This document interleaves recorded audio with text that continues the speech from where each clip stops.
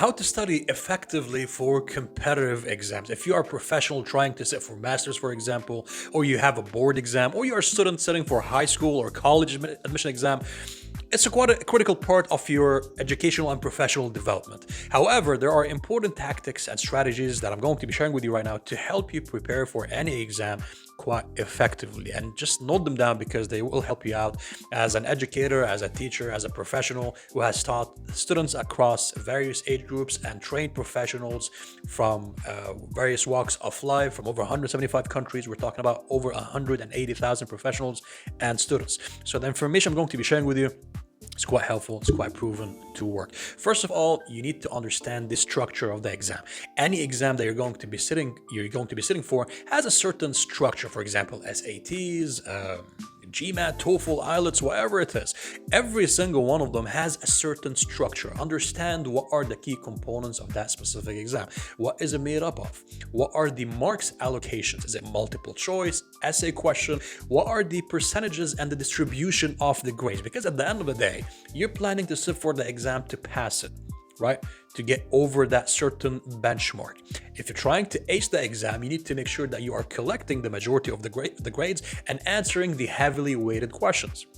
That's a given. So by understanding the structure of any exam, you have a clear idea how to plan ahead. What are the segments that you need to focus on? What are the segments that you need help with? What are the segments that need specific attention from you personally? Let's say you're sitting for the IELTS, you're good in vocab, you're good with speaking, yet you are poor in writing. You need to do something about writing. Then you seek help for that to give you that push to succeed in that specific exam. So the first key takeaway is understand the exam structure. What is it made up of?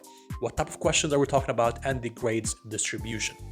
Then seek resources that are helpful for the exam. And by the way, we as a company, as an educational development company, we provide teaching, tutoring support, corporate training, and online specialized courses. We provide you with that suite of educational and development programs. So if you need something along the way, if you're sitting for a standardized exam, you need tutoring support, you're looking for upskilling and online courses and corporate training, take a look at the video description. We got important links that will surely help you out. Like we got you covered at that sense.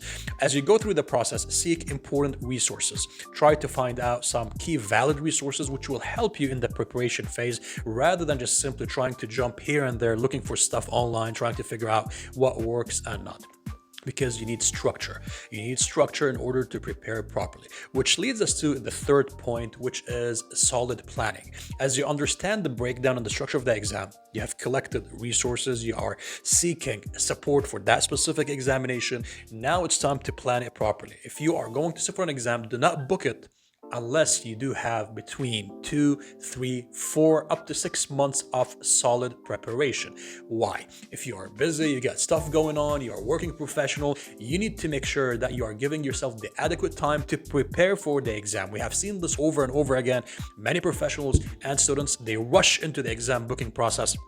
And then they are forced to study last minute, and guess what? They fail, then they have to sit for it over and over again. So just simply to make sure that you pass it from the first time, give yourself some adequate timing to study and to plan. Go ahead, structure your week. Let's say you're going to invest 2 hours, 3 hours of studying per day, such that by the end of the first week, the second week, the third week, up to 3 to 6 months, you have completely and comfortably covered the entire requirements of the examination. So these are 3 important must-apply steps to prepare for any competitive exam at whatever stage of your educational and professional development.